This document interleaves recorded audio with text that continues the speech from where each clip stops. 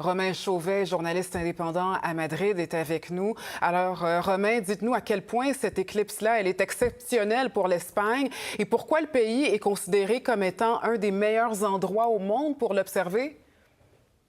Oui, eh bien, en fait, Mélissa, c'est qu'à compter de demain, en fin de journée, eh bien, toute cette région du nord de l'Espagne, donc vraiment de l'ouest à l'est du pays, au-dessus de Madrid, sera en mesure de voir cette éclipse totale, éclipse solaire totale.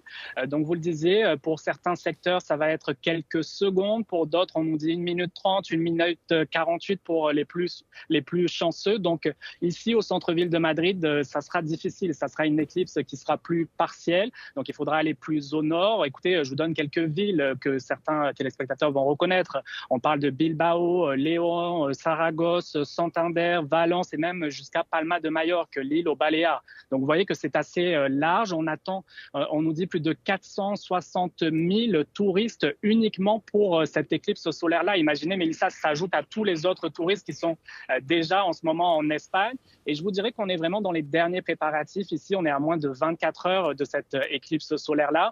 Beaucoup d'Espagnols qui me disaient ici à Madrid ne pas savoir encore où ils se rendront demain pour observer cette éclipse solaire. Et puis, beaucoup de gens qui sont à la recherche de ces fameuses lunettes également pour se protéger, pour observer l'éclipse solaire. On nous disait qu'il y en aurait 2 millions distribués gratuitement à travers toute l'Espagne, 50 000 ici à Madrid. Tout est déjà parti et c'est très difficile de les trouver. Je faisais l'expérience tout au long de l'après-midi et beaucoup de magasins n'en ont plus ici à Madrid. Vous n'avez pas encore vos lunettes? Non, mais demain, je vais me déplacer dans un centre d'astronomie spécialisé sur la question et on va me fournir tout l'équipement sur place avec des experts notamment qui vont expliquer comment tout ça fonctionne parce que c'est entre autres ce qui va se passer pour un bon nombre de secteurs. Mais ça, demain, il y a beaucoup de villes qui organisent des événements, des conférences, des festivités et je vous dirais qu'on voit un peu tout. Il y a des endroits où on propose également des vols en montgolfière pour observer cette éclipse solaire à son apogée.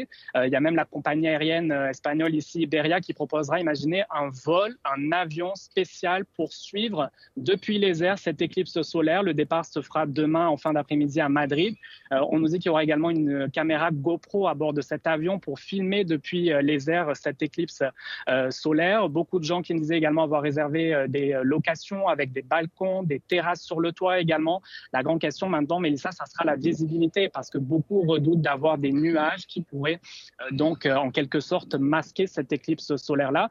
Et puis je vous dirais qu'on voit également beaucoup de produits dérivés. Je voyais cet après-midi à Madrid, imaginez du chocolat à l'éclipse solaire. Alors vous voyez que le marketing fonctionne bien quand même également ici en Espagne. Bon, vous le disiez, il y a énormément de visiteurs. Est-ce que ça met de la pression dans certaines régions, Romain?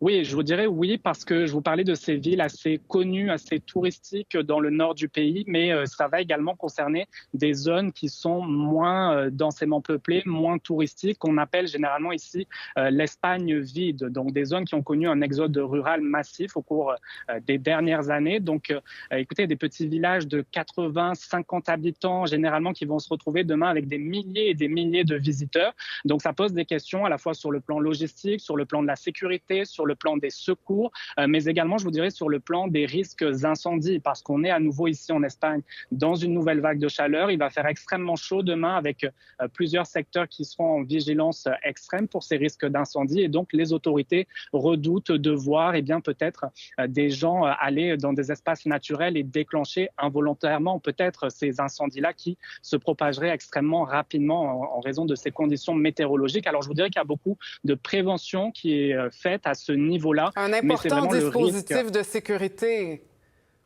Oui, absolument. Sécurité qui a été renforcée dans toutes ces zones-là parce qu'on attend des milliers et des milliers de déplacements. On nous disait plus d'1,5 million de déplacements pour la journée de demain en Espagne.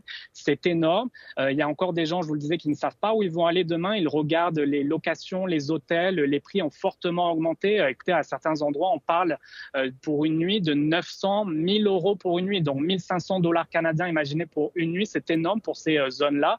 Donc, tout le monde est en train de s'organiser. Les secours, la police, on nous dit, seront fortement mobilisés, particulièrement dans ces zones au nord de l'Espagne où on attend la plus forte affluence. Mais c'est une journée historique parce que la dernière éclipse, elle remonte à plus de 100 ans.